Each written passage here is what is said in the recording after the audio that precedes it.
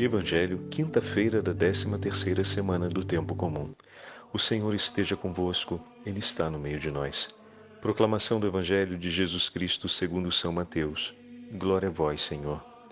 Naquele tempo, entrando em um barco, Jesus atravessou para outra margem do lago e foi para a sua cidade.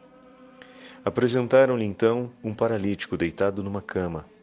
Vendo a fé que eles tinham, Jesus disse ao paralítico: Coragem, filho, os teus pecados estão perdoados.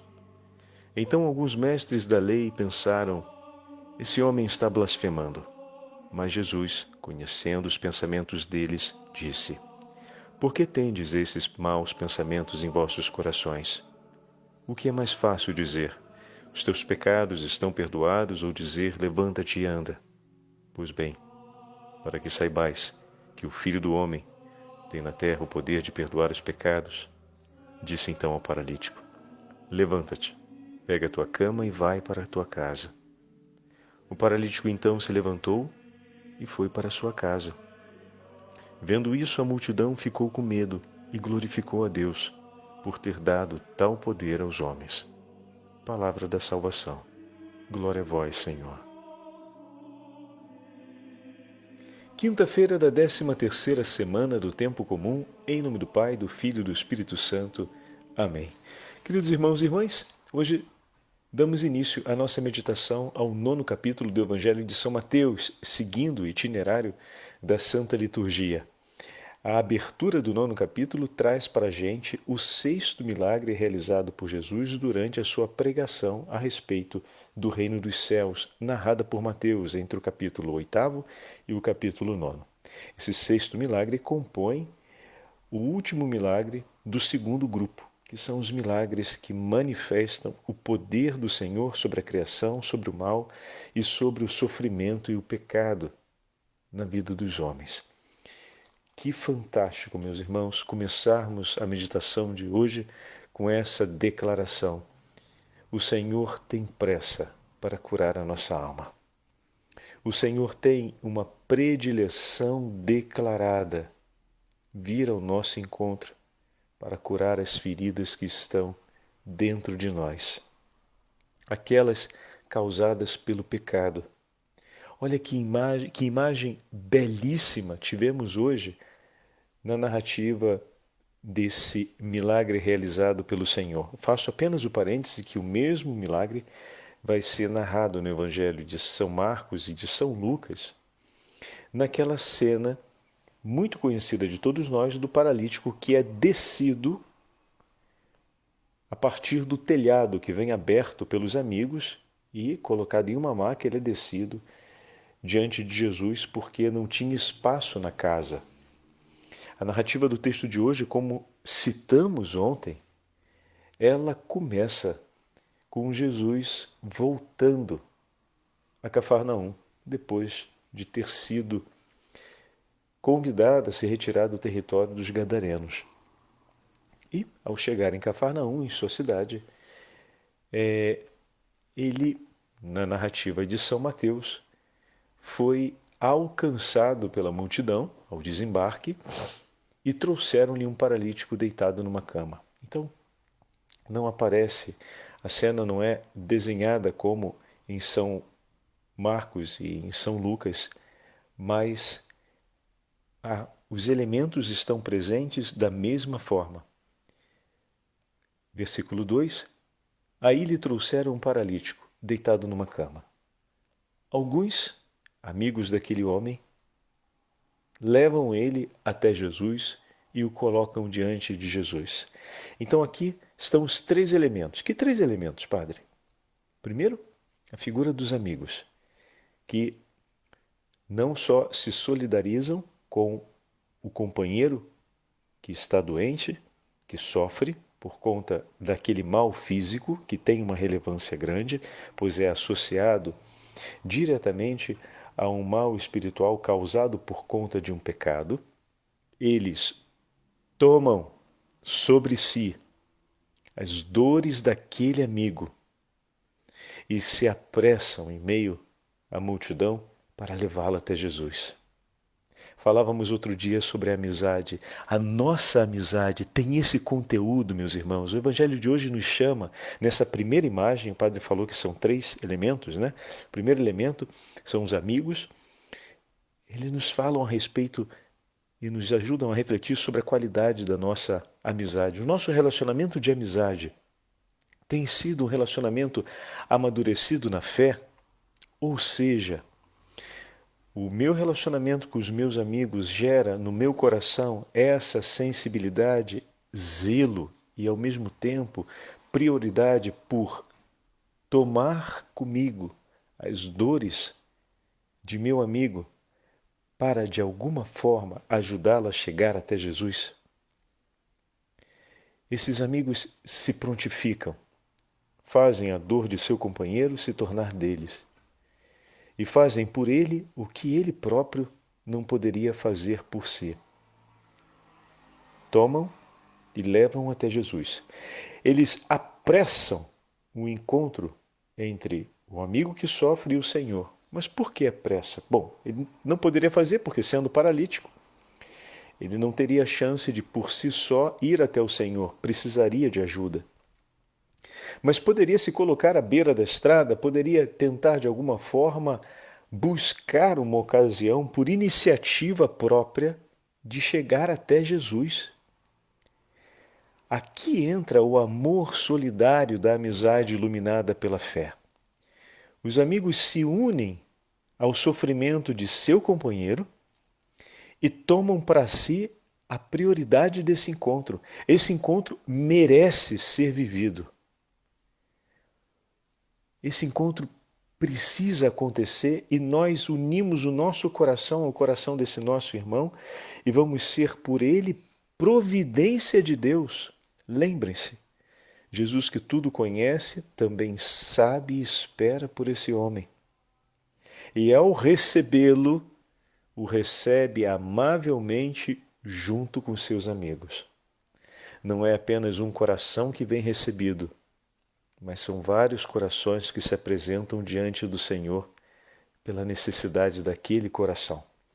Mas ao socorrer o amigo em necessidade, ao dialogar com o enfermo trazido até ele, Jesus também fala em esperança, fé e vida ao coração de seus companheiros, pois a alegria, assim como as necessidades do coração daquele homem, também estão presentes no coração de seus amigos, porque eles se uniram em um único propósito. Qual, Padre? Buscar a Cristo, para dele receber o socorro necessário, para a ele confiar as dores que nos afligem e dele receber não só a esperança, mas o socorro necessário.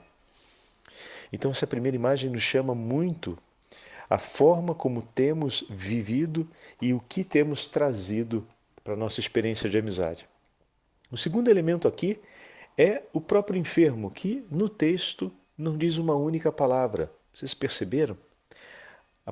Parece a iniciativa dos amigos que trazem ele até Jesus e depois, versículo 2 ainda, Jesus vendo tão grande fé, não particulariza, fé dos amigos, fé dele, tão grande fé, a fé daqueles que ali vieram, disse ao paralítico: tem ânimo, meu filho, os teus pecados te são perdoados.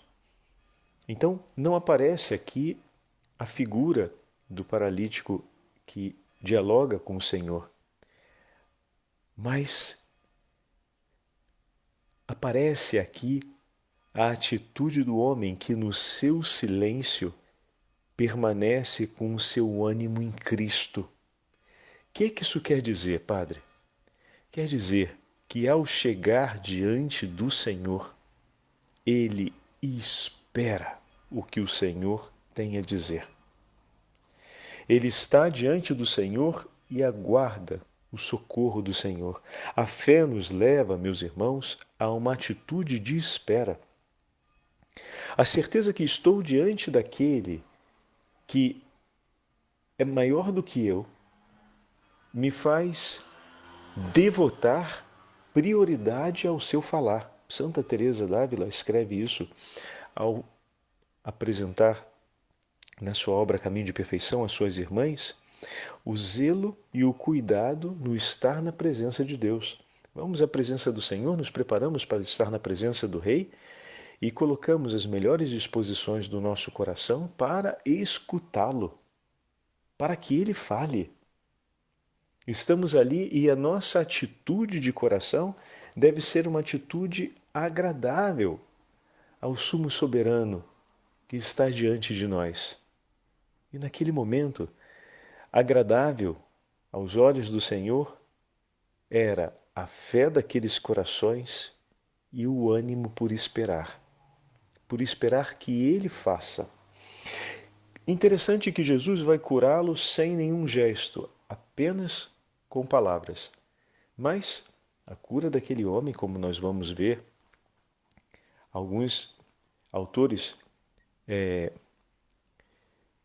alguns padres da igreja e alguns autores antigos falarem para a gente, é uma ocasião para que todos os que estão ali presentes possam chegar ao conhecimento da verdade que vai nos dizer Santo Irineu.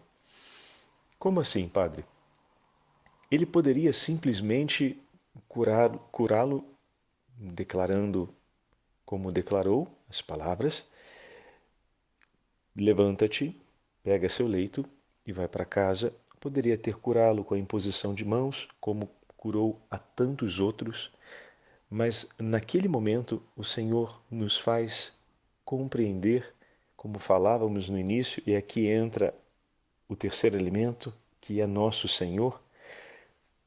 Nosso Senhor escolhe o meio e o modo necessário de consolidar a sua graça em nosso favor. O Senhor escolhe o modo necessário, o meio necessário. Não existe uma única forma, não existe um único modo. O Senhor entrega na medida justa e da forma que lhe convém. Observem o que está acontecendo. O Senhor, a iniciativa dos amigos é trazer o seu companheiro até Jesus, obviamente por causa do mal físico que sofre, mas o Senhor, ao recebê-lo, olha para uma realidade que está incluída na expectativa de fé dos amigos. Atenção a isso. Buscamos a Deus pela necessidade de vivermos a vida que o Senhor nos oferece, o que significa recebermos o perdão pelos nossos pecados e recebermos também as graças que o Senhor tem para nós, participarmos da vida do próprio Deus, né? Então buscamos muitas vezes que o Senhor nos socorra em nossas necessidades materiais, mas nenhum socorro material que o Senhor dispõe por nós está separado do socorro por excelência que o Senhor oferece por nós, que é a salvação da nossa alma. Então, ao levar o amigo enfermo diante de Deus, esses amigos desejam tudo que Deus tem de melhor e tudo que o Senhor pode oferecer por esse amigo. Eles reconhecem que para curar um homem de uma tão grande doença, só poderia ser por ação divina. Porém, Jesus marca aqui um elemento fundamental. Ele tem prioridade, como falávamos no início, por curar as feridas do nosso coração. E confirma aquilo que já ouvimos tantas vezes: oferece mais do que aquilo que foi pedido. Foi trazido um paralítico, foi entregue aos seus companheiros um homem perdoado de seus pecados. Foi trazido alguém que não conseguia caminhar, como já tivemos a chance de falar, e ao mesmo tempo estava morto interiormente por seus pecados, e foi-lhe entregue aos braços de seus amigos um homem vivo, em plena saúde, capaz também de caminhar com eles. Então, essa escolha do Senhor tem uma relevância não só pelo bem dos que trouxeram e do enfermo, mas de todos aqueles que estão ali em volta. O Senhor está realizando uma obra em favor da intercessão daqueles amigos, o Senhor está realizando uma obra em favor daquele enfermo, mas essa obra tem um efeito sobre todos os que estão à sua volta. E o Senhor escolhe realizá-la em base a isso. Por isso, muitas vezes, nos decepcionamos ou nos aborrecemos com o Senhor, porque esperamos que Ele realize as obras de sua bondade em vista exclusivamente de um socorro imediato às nossas necessidades. E às vezes a demora de Deus ou o agir de Deus, demorado segundo a nossa interpretação, é porque nós não estamos considerando que em sua liberdade, cada obra que o Senhor faz em favor de um de seus filhos ou em resposta à súplica de uma comunidade, é uma obra que tem efeito sobre toda a igreja e sobre todos aqueles que estão à volta.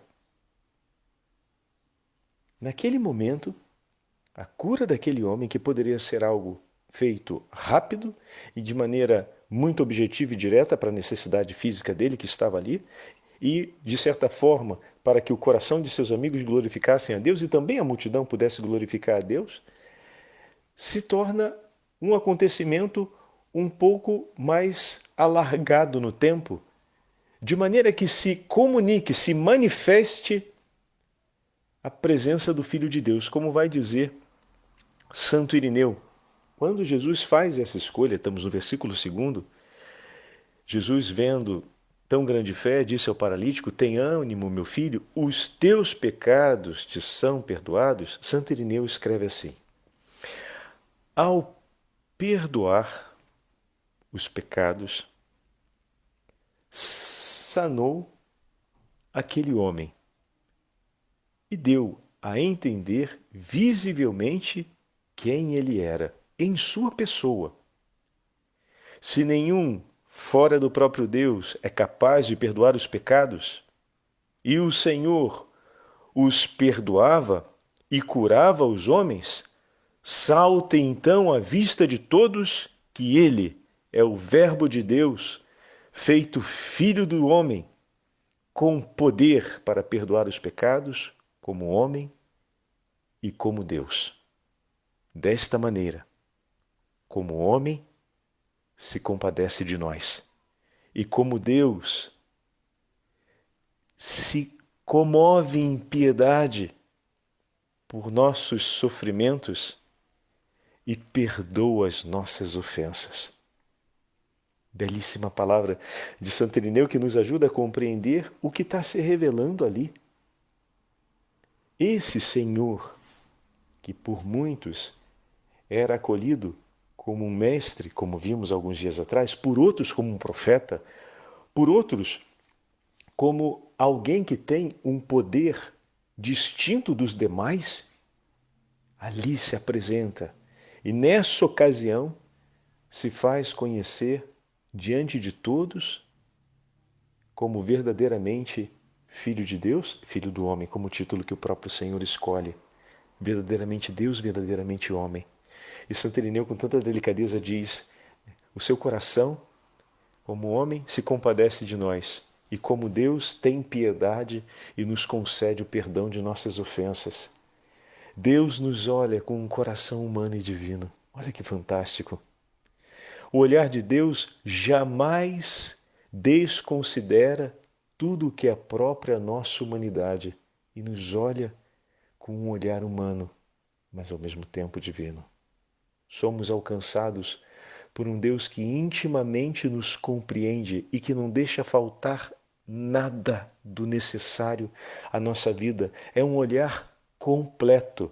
E veja, meus irmãos, o próprio Senhor nos promete derramar sobre nós continuamente o Espírito Santo e nos revestir com a graça do Espírito para que o nosso olhar seja transfigurado.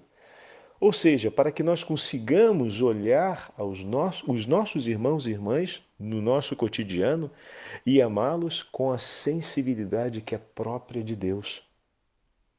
O Senhor vem em nosso socorro e realiza tantas graças em nosso favor, curando e santificando a nossa humanidade de maneira que nós possamos olhar com a sensibilidade divina os nossos irmãos e irmãs. Então aproveito e faço esse parêntese sobre essa frase de Santo Irineu, que nos leva a considerar na nossa vida essa experiência. Quantas vezes fui alcançado por esse olhar de Jesus? E o que esse olhar de Jesus edifica em mim? Para além de edificar a saúde espiritual e física, edifica também uma sensibilidade nova sobre a minha humanidade na hora de olhar meus irmãos. Porque o Senhor, ao curar-me, perdoar-me, ao lavar-me, orientar outra vez, sob a regência da graça, a minha humanidade, me reveste com a sua sensibilidade divina para que eu também olhe para o meu irmão, acolhendo e amando em sua humanidade, unindo-me a ele através da compaixão, mas também com a sensibilidade divina que o Senhor teve por mim e me revestiu com ela por obra do Espírito Santo, me ajude também a olhar para o meu irmão com a justa piedade, a ponto de suplicar em favor dele o socorro divino para que lhe seja perdoadas as suas faltas. A capacidade de se compadecer não só pelas dores do meu irmão, mas de, tendo piedade, ser por ele voz de súplica ao socorro misericordioso de Deus, como vai dizer Santo Ambrósio. Santo Ambrósio escreve, eu leio para vocês agora e o pensamento se torna completo. Os homens, ao perdoar os pecados, Santo Ambrósio faz referência aqui aos ministros sagrados, né? Aos sacerdotes e aos bispos e sacerdotes. Os homens, ao perdoar os pecados, mostram seu ministério. Porém, não exercem o direito de um poder e, inclusive, não perdoam em nome próprio, senão em nome do Pai, do Filho e do Espírito Santo. E é verdade. Deus Pai Onipotente, que pela morte e ressurreição de seu Filho quis reconciliar em si o mundo, enviou-nos o Espírito Santo para a remissão dos pecados, te conceda, pelo ministério da Igreja, o perdão e a paz. Depois o sacerdote então diz, após esse reconhecimento, eu te absolvo de seus pecados, e pode incluir, e te abençoo, em nome do Pai, do Filho e do Espírito Santo. Então não faz em nome próprio, faz em nome do Pai, do Filho e do Espírito Santo. Continuando. Eles rogam e a divindade doa. Olha que fantástica autoridade que nós temos sobre nós. Eles rogam e a divindade doa. Pois o serviço pertence aos homens, porém a generosidade pertence ao poder de Deus. A generosidade do perdão. Por isso a gente diz, às vezes a gente escuta isso, arde no ouvido, né? Só Deus perdoa, eu não consigo perdoar. Precisamos nos recordar dessas verdades que o Evangelho nos fala hoje. Pertence a nós o serviço de amor. Pertence a nós a súplica.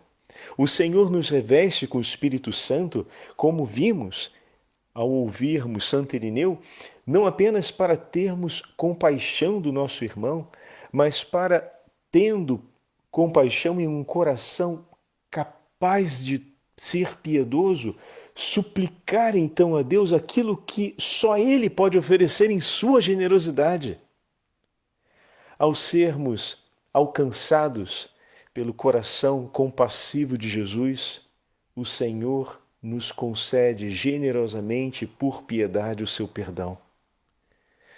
Ao sermos alcançados por essa graça, o nosso coração se torna também capaz de compaixão pelo nosso irmão, a fim de que nós possamos, por piedade, suplicar a Deus que venha em socorro dele e lhe conceda a generosidade do seu perdão e a paz. Percebem, meus irmãos? Por isso, perdoar é um gesto de amor daquele que de Deus recebeu o perdão.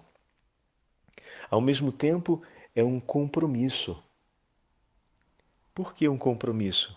Porque pertence a nós esse serviço, ou seja, compete a nós esse agir a partir daquilo que recebemos de Deus. E o Senhor, que foi generoso por nós, em piedade, perdoando-nos dos nossos pecados, também o será em favor de nossos irmãos. Creiam nisso e tenham isso como verdade. E que, naqueles momentos que às vezes a gente ouve essas frases, o Senhor nos ajude a dizer isso com bastante consistência. De fato, Deus, na sua infinita generosidade, é aquele que perdoa. Mas Ele escolheu em tantos momentos derramar sobre ti, meu irmão, a plenitude do seu perdão, a totalidade do seu perdão. Ele se fez tantas vezes por você generoso na sua piedade, generoso no seu poder, oferecendo o seu perdão por ti, para capacitar o teu coração, para que você também possa ter piedade do seu irmão e pedir a ele que ele derrame esse mesmo perdão sobre ele. E aqui entra um dado antropológico belíssimo. Na medida em que nós vamos suplicando a Deus piedade por aquele que nos ofendeu, o nosso coração vai se enternecendo e tornando-se cada vez mais rico em compaixão. É belíssimo como as duas realidades se relacionam, a compaixão e a piedade. O tomar parte nas dores do outro, a partir do exercício da piedade, é algo fortíssimo. Não é sem razão que os grandes padres da espiritualidade sempre nos ensinaram a meditar na sexta-feira a paixão do Senhor diante da cruz de nosso Senhor.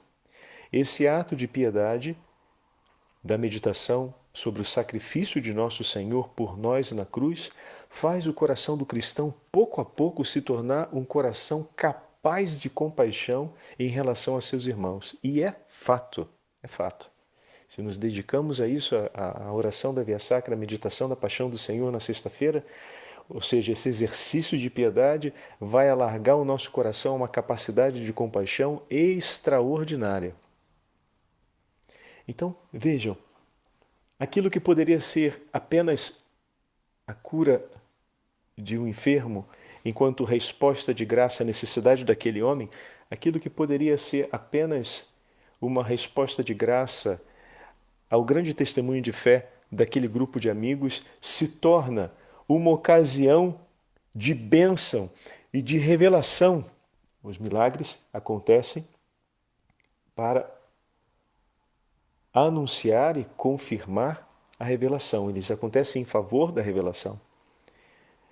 Então, se torna uma graça para tantas outras pessoas, inclusive para a conversão daqueles fariseus que estavam ali com um coração endurecido e que o Senhor observa. E, de certo modo, aquela cura dá lugar agora a esse novo diálogo.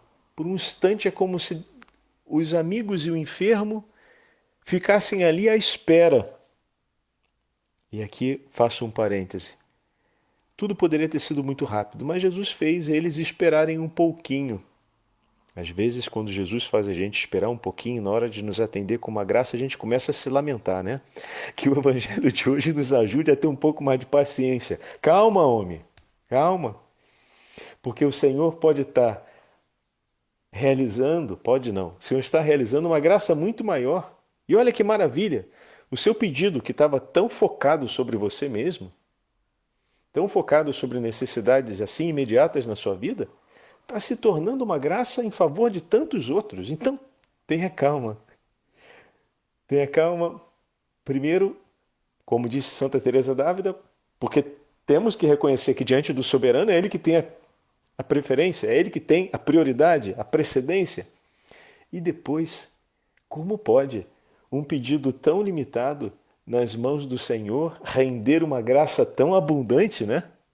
Bendito seja Deus, só isso já seria para a gente sentar e louvar a Ele e dizer, puxa vida, não dizer, puxa vida, demore o quanto for necessário, Senhor. Sim, essa frase sim. Essa frase sim. Demore o quanto for necessário. Mas como assim demore o quanto for necessário, Padre? A minha causa está nas suas mãos, Senhor. A minha causa já está nas suas mãos. A partir do momento, como vai dizer São João Crisóstomo, que Jesus responde para ele dizendo: tem ânimo, meu filho, os teus pecados te são perdoados. Ali já está declarado que a causa trazida pelos amigos e a causa do coração daquele homem já está nas mãos dele. E isso ele fala para mim e para você hoje. Cada vez que vamos em oração diante dele e entregamos a nossa súplica, a nossa causa já está nas mãos do Senhor. Então tenha calma.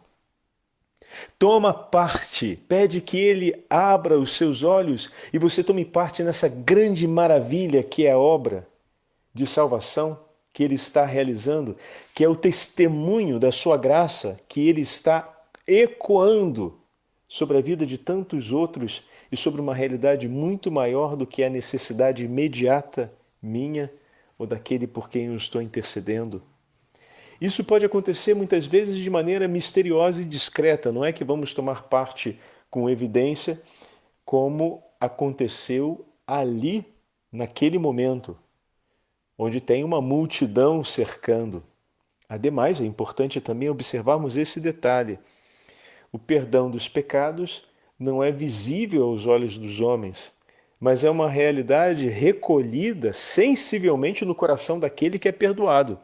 Que o digam todos aqueles que foram se confessar e, tendo declarado os seus pecados e tendo sido absolvido pelo sacerdote, nenhum toque físico acontece e a pessoa se sente leve, leve, leve, leve. E sente de imediato a alegria que aparece no coração, aquele embaçado dos olhos e da mente que desaparece, tudo se ilumina e isso é muito sensível. As pessoas que estão em volta talvez não percebam nenhuma diferença. Um sorriso a mais, um olhar mais iluminado, sem isso, os mais atentos recolhem, mas em senso geral não se percebe tanta diferença. Mas aquele que recebeu, percebe. Mas essa graça vai ser derramada sobre tantos outros que estão ali à volta. Como assim? Uma pessoa perdoada. No sacramento da reconciliação, por exemplo, como já falamos, recordando, São João Bosco está em estado de santidade. Estando em estado de santidade, comunica Cristo por onde passa. E se torna mais sensível à oração. Então, por onde passa, se torna intensa em oração. Mas não apenas isso. Também, ao recolhermos aquela graça ali, quem sabe quantas almas estavam rezando também por aquela intenção juntamente conosco? E os favores e méritos dessa intercessão vão ser agora recolhidos nos céus e também oferecidos por aqueles que intercediam. E ao recordarmos essa intenção no coração do Senhor, por exemplo, se rezávamos pela conversão de uma pessoa e chega o momento dessa conversão, ao ver a conversão daquele irmão, quantos outros o Senhor não pensa e deseja e recorda em seu coração que esperam pelo momento da conversão? Então olha como aquele ato, aquela obra realizada ecoa em memória o desejo de afeto e de amor no coração de Deus, ao pensar todos aqueles que ainda estão em seu tempo do caminho na direção de uma autêntica e verdadeira conversão, e como vendo a conversão de uma pessoa por quem rezamos por um longo período, isso não faz o nosso coração se tornar mais sensível ao rezar pela conversão de tantos outros que nós conhecemos ou que vão ser trazidos até nós como intenção. Então, meu irmão, é uma enxurrada de maravilha. Isso tudo está acontecendo nesse tempo de espera. Vale a pena esperar. E no texto de hoje nós vemos o chamado à conversão no coração dos escribas, com quem o Senhor dialoga, e no coração de toda a multidão que acompanha e que termina no versículo 8º, maravilhada diante daquilo que o Senhor realizou. Que o bom Deus nos abençoe e que nós possamos perseverar continuamente nas alegrias e nas maravilhas que o Senhor nos concede e, ao mesmo tempo, possamos aprender um pouco mais na espera a tomar parte na obra magnífica que o Senhor realiza à nossa volta. O Senhor esteja convosco, Ele está no meio de nós. Pela intercessão da Santa Mãe de Deus, abençoe-vos o Deus Todo-Poderoso, Pai, Filho e Espírito Santo. Amém.